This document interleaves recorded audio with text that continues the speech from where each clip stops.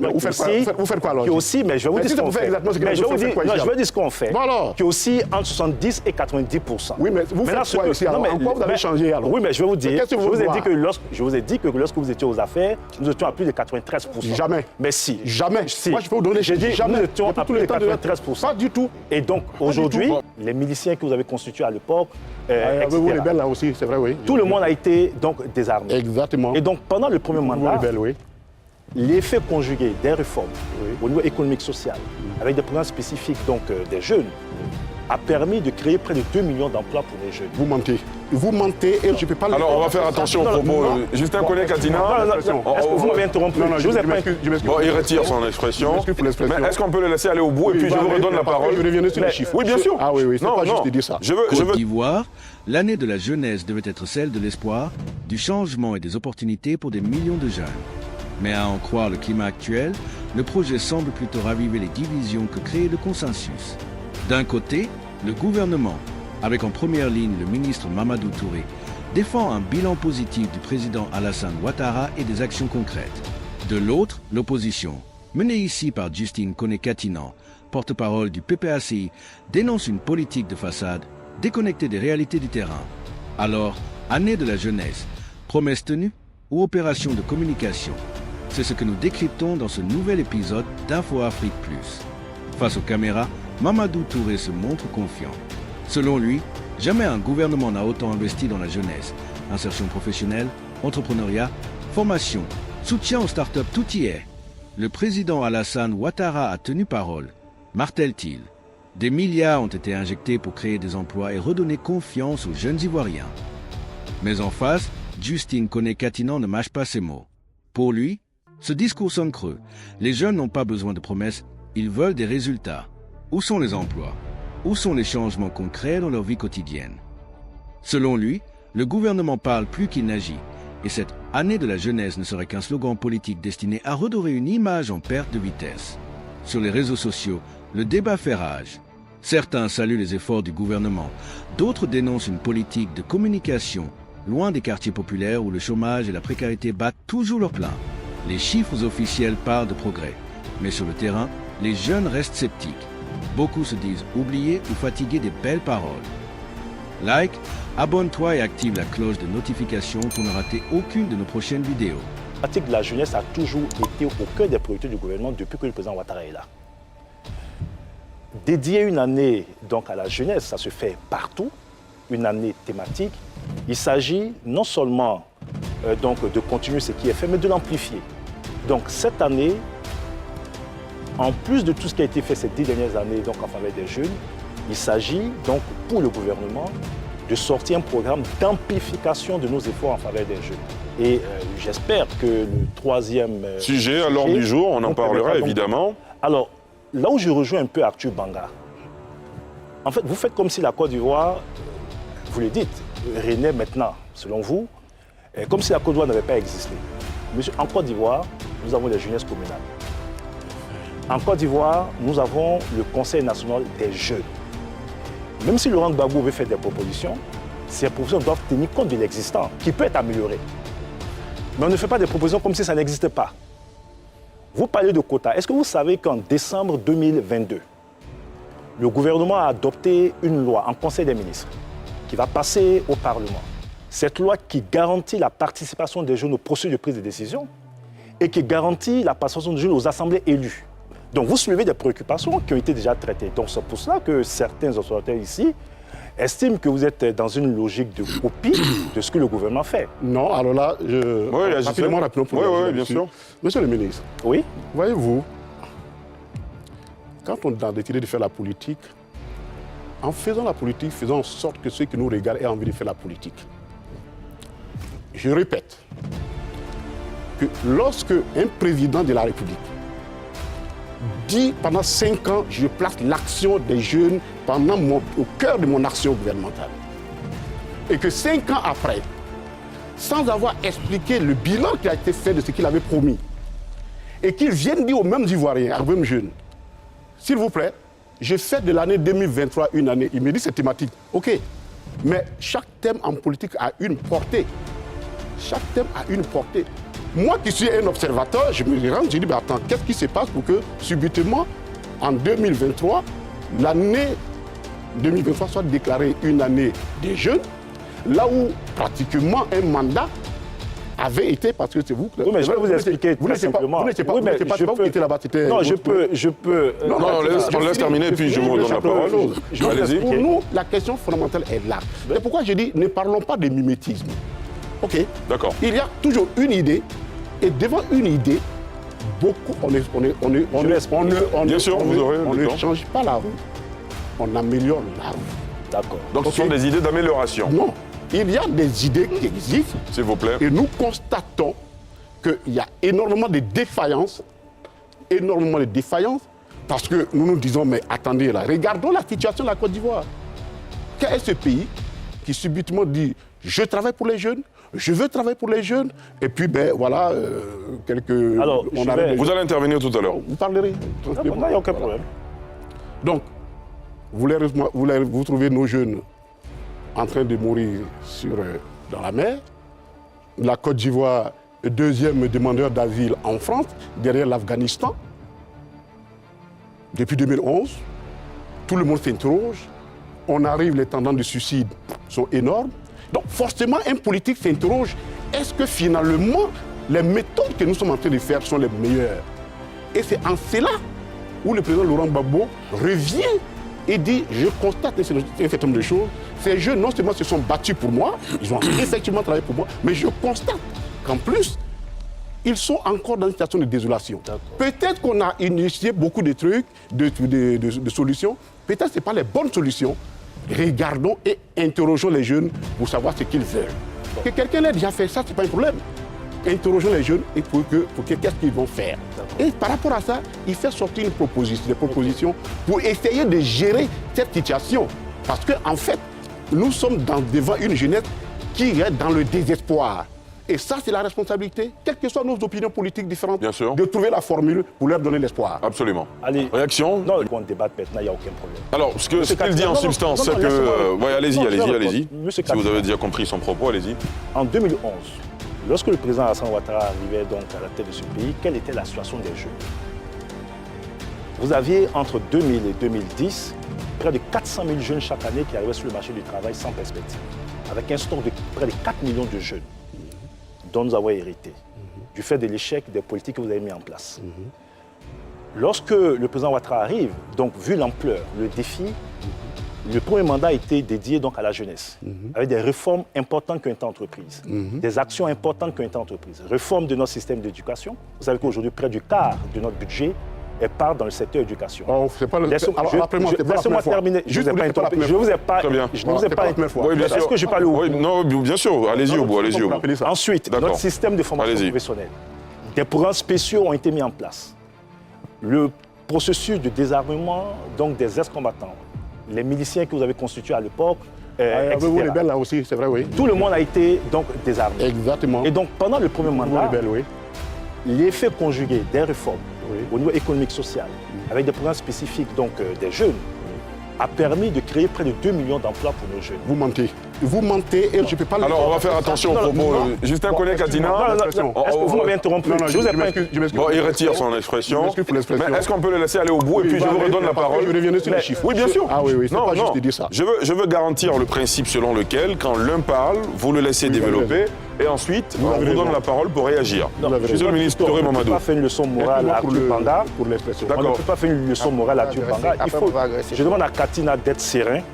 Nous sommes dans un débat et on s'écoute. Non, bien sûr, je crois qu'on s'est bien compris. L'état de la jeunesse en 2011 était donc désastreux. Et c'est ce que je vais expliquer. Donc il y a eu pendant les 5 premières années du président Ouattara, avec l'embellie économique, des emplois qui ont été créés donc, pour les jeunes. Et cette perspective a continué. Que le chef de l'État décide en 2023 de dédier l'année à la jeunesse ne remet pas en cause les avancées que nous avons connues dans ces dernières années. Mais regardez plutôt les défis qui se posent à nous. Dans un pays de 30 millions d'habitants, vous avez 22 millions qui ont moins de 35 ans. 14 millions de nos jeunes, 14 millions de personnes qui sont donc des populations actives sont essentiellement donc des jeunes. À qui donc il faut donner des cadres donc de formation, à qui il faut trouver donc de l'emploi. Donc, en dépit des 2 millions d'emplois qui ont été créés, lorsqu'il y a la perspective de jeunes qui sont encore en attente, nous disons qu'il y a encore des efforts supplémentaires à faire et c'est ce que nous sommes en train de faire. Et d'ailleurs, nous sommes preneurs donc des propositions que vous allez faire. Merci beaucoup. Mais je dis, non, mais écoutez, on n'est pas dans un débat stérile. Nous sommes preneurs de toutes sortes de propositions. Merci beaucoup. Et c'est cette démarche humble du gouvernement qui l'a amené, après l'annonce du chef de l'État, à entreprendre des consultations avec l'ensemble des jeunes, y compris les jeunes du PPACI, qui ont fait des propositions au gouvernement. Le Premier ministre a réuni une quinzaine de ministres. Donc il y a eu un matching entre les propositions des ministères sectoriels et les propositions des jeunes qu'il fallait écouter. Et ce sont ces propositions qui nous ont permis donc de sortir aujourd'hui le programme jeune du gouvernement pour 2023-2025. On en parlera tout à l'heure. Pour vous dire donc simplement, pour me résumer, que dédier une année donc thématique donc jeunes santé vise essentiellement donc à mettre en évidence donc la problématique et mener beaucoup d'actions pendant cette année. L'ONU le fait, l'Union africaine le fait, certains États le font. Deuxièmement, sur le fond, ce qu'Arthur dit qui est réel, qu'est-ce que vous avez proposé? Vous proposez la mise en place de commissions jeunes dans les communes. On vous dit qu'il y a la jeunesse communale qui existe. Vous proposez mettre en place des fonds de garantie à travers une banque de l'emploi. D'abord, je ne sais pas ce que c'est qu'une banque de l'emploi. Vous allez nous l'expliquer.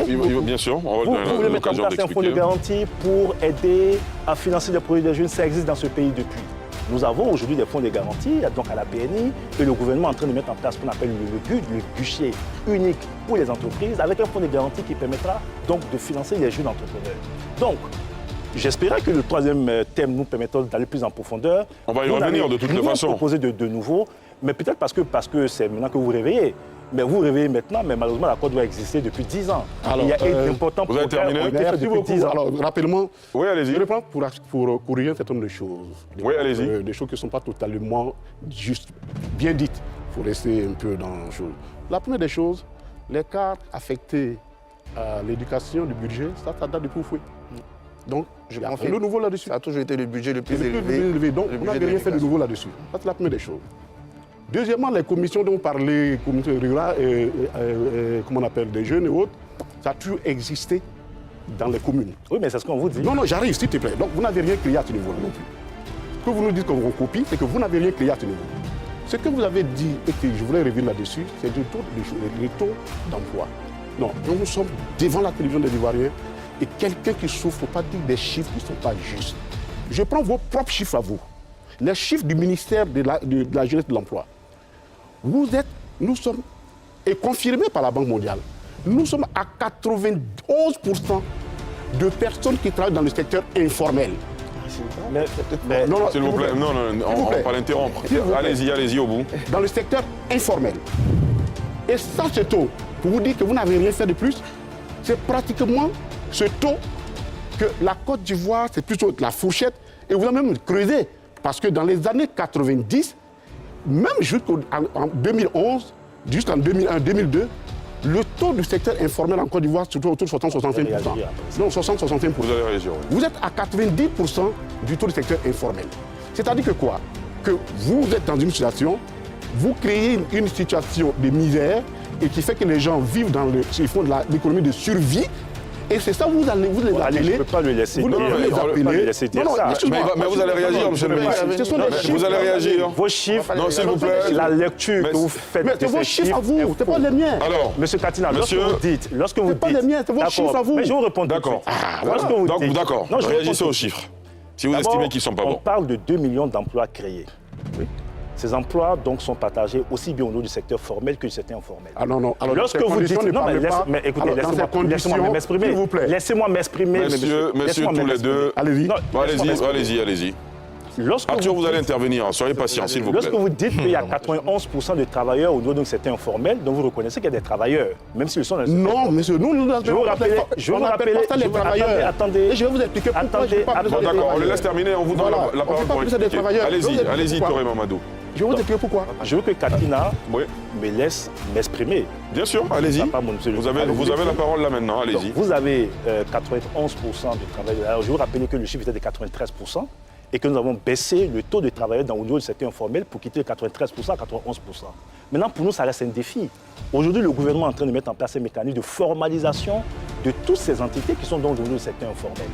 Quand vous dites que toutes les entités jeunes existaient, M. Katina, le Conseil national des jeunes n'existait pas sous Laurent Gbagbo, n'existait pas sous le PDC. Non, mais écoutez, laissez-moi parler. Ils ne sont que des noms que vous avez Non, mais je ne sais pas des noms. Aujourd'hui, nous avons... Permettez qu'il termine avant de réagir, s'il vous plaît, pour ne pas l'interrompre. Nous avons un Conseil national de jeunes qui existe depuis que le président Ouattara est là, avec un président qui s'appelle Diabaté.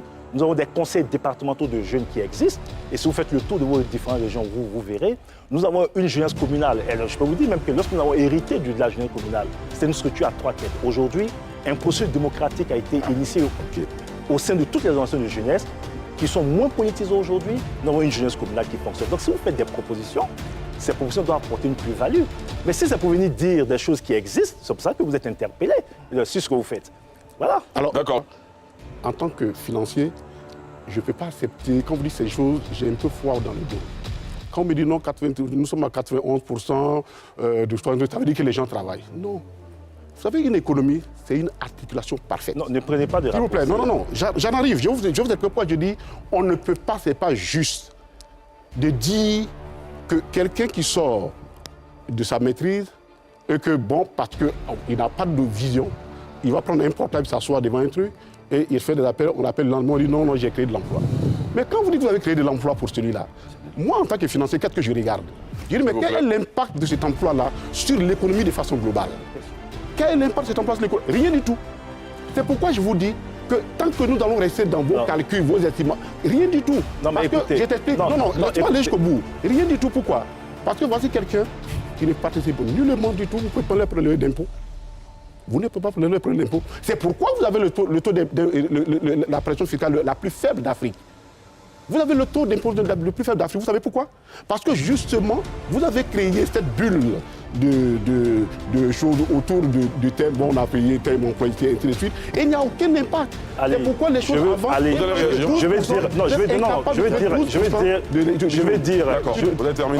Je vais dire aux financiers du PPACI qui manifestement est de mauvaise foi que le taux d'informalité de l'emploi n'est pas une situation spécifique à la Côte d'Ivoire, c'est la plupart des pays africains. Quand vous regardez les indicateurs aujourd'hui, la plupart des pays africains ont un taux d'informalité de l'emploi. Vous faites quoi alors? Qui aussi, mais je vais vous dire ce qu'on fait. Je vais dire ce qu'on fait. Qui est aussi entre 70 et 90%. Oui, mais vous faites quoi ici alors? En quoi vous avez changé alors? Oui, mais je vais vous dire, je vous ai dit que lorsque vous étiez aux affaires, nous étions à plus de 93%. Jamais. Mais si. Jamais. Si. Moi, je peux vous donner, j'ai dit, jamais. nous étions à plus de 93%. Pas du tout. Et donc, aujourd'hui... Visiblement, vous n'allez pas vous entendre sur cette question. Non, mais je termine. Aujourd'hui, non seulement ce taux a été ramené à 91%, mais nous estimons qu'il est élevé. C'est pour ça que le gouvernement, quand vous demandez qu'est-ce qu'on fait, le gouvernement a pris des initiatives. D'abord, nous avons décidé de formaliser, de lancer une politique de formalisation des entreprises informelles. C'est quoi ça? Nous avons créé... Ça veut dire quoi? C'est le gros chiffre. C'est pas des chiffres. Ça veut dire quoi? Juste un collègue Katina, il faut le laisser terminer, s'il vous plaît. Par exemple, une entreprise qui est dans l'informel. Oui. Et très souvent, des entreprises qui vont dans le secteur informel, c'est parce que ces entreprises fuient la taxation, les taxes, etc. Nous avons créé le statut de l'entrepreneur avec une taxation unique de 2,5%, justement pour encourager toutes ces entreprises à se formaliser. Non, alors... mais si, je vous le dis. Non, mais si. C'est une mauvaise approche. Je vais vous expliquer. Bon, alors, monsieur... Parce que déjà, ça a été fait. Quand on parlait de taux d'imposition... Ça a été fait par qui? Rassurez-vous, s'il vous plaît. Ça a été fait par déjà, en 90, Henri Konan Bédié, on a payé le système de taxation des petites et moyennes entreprises. Donc, vous n'avez rien créé à ce niveau-là. Mais qu'est-ce qu'il raconte? Non. Alors, monsieur, je vous parle des choses qui sont réelles. D'accord. Vous n'avez rien créé à ce niveau. Non, vous faites du coq à l'âne. Vous faites du coq à l'âne. Je suis en train de vous expliquer. Monsieur, vous n'allez pas parler ensemble tous les deux, s'il vous plaît. Juste un collègue, s'il vous plaît. Ce clash entre Mamadou Touré et Justine Koné-Katinan illustre une fracture plus profonde.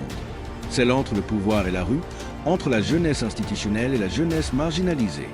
Dans un pays où plus de 60% de la population a moins de 35 ans, la jeunesse représente à la fois une force et une bombe à retardement politique. Et à l'approche des prochaines échéances électorales, chacun tente de la séduire, de la convaincre, voire de la récupérer. Année de la jeunesse. Oui, mais de quelle jeunesse parle-t-on? Voilà, vous l'avez entendu. Entre défense du bilan gouvernemental et critiques virulentes de l'opposition, le débat autour de l'année de la jeunesse dévoile une réalité crue, celle d'une génération ivoirienne qui attend encore des actes, pas des slogans. Et si la prophétie du changement tant annoncée par certains ne venait pas du ciel, mais des urnes, dites-le nous en commentaire. Selon vous, le gouvernement a-t-il réellement posé les bases d'une nouvelle ère pour la jeunesse ou s'agit-il d'un discours sans lendemain? Abonnez-vous à Info Afrique+, activez la cloche et partagez la vidéo pour que la voix des jeunes d'Afrique continue de résonner. Ici Info Afrique Plus, le média qui donne la parole à l'Afrique qui pense. À très vite pour une nouvelle analyse.